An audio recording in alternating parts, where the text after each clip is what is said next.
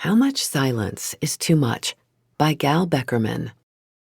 Ours is a noisy country. We've been rebellious, insolent shouters since the beginning. We invent freak shows and circuses and casinos, talk too loud. Our public spaces honk and whistle at us. We believe ourselves stars just awaiting a stage. We are a people, Walt Whitman crooned, singing with open mouths our strong melodious songs. We chew with open mouths, too. We're without pretense or much regard for personal space.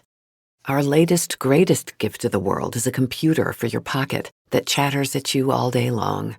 And then there's the past 2 years, political and technological churn, offense and outrage, noise incarnate. As much as anyone else, I fantasize about checking out. I would love to remove the pinging notifications from my days, for my mind to wander without being thrown askew by each incoming tweet. But visions of total unplugging also seem a bit grotesque, even if we can still shut our eyes and cover our ears, become details of the landscape, should we? Is it morally acceptable at this moment? How much silence is too much? Thomas Merton, the Trappist monk who was among the most influential Catholic thinkers of the 20th century, pondered this question intently.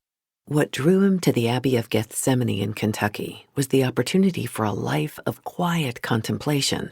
His greatest fantasy, he wrote, was to deliver oneself up, to hand oneself over, entrust oneself completely to the silence of a wide landscape of woods and hills, or sea or desert, to sit still while the sun comes up over that land and fills its silences with light. When his popularity as an author made it more difficult to achieve solitude, he retreated even further, living for long stretches by himself in a toolshed in the hills of the monastery grounds. But the world intruded, particularly in the 1950s and 60s, as the Cold War ramped up and a nuclear standoff seemed imminent. He began to wonder whether the life he had constructed for himself, so sustaining to his soul, justified the disengagement. Merton did not want to contribute to what he repeatedly called the noise of society, but he also knew it wasn't right to ignore his own stake in the world's problems.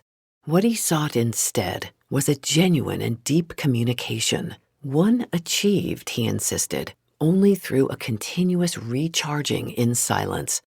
The very element that might seem to make us bad citizens or antisocial is at the same time a prerequisite for thoughtfulness and more profound connection with others. Since most of us can't yo-yo in and out of solitude, despite meditation apps that promise to help us do just that, we have to live with this paradox. Gal Beckerman is an editor at the Book Review.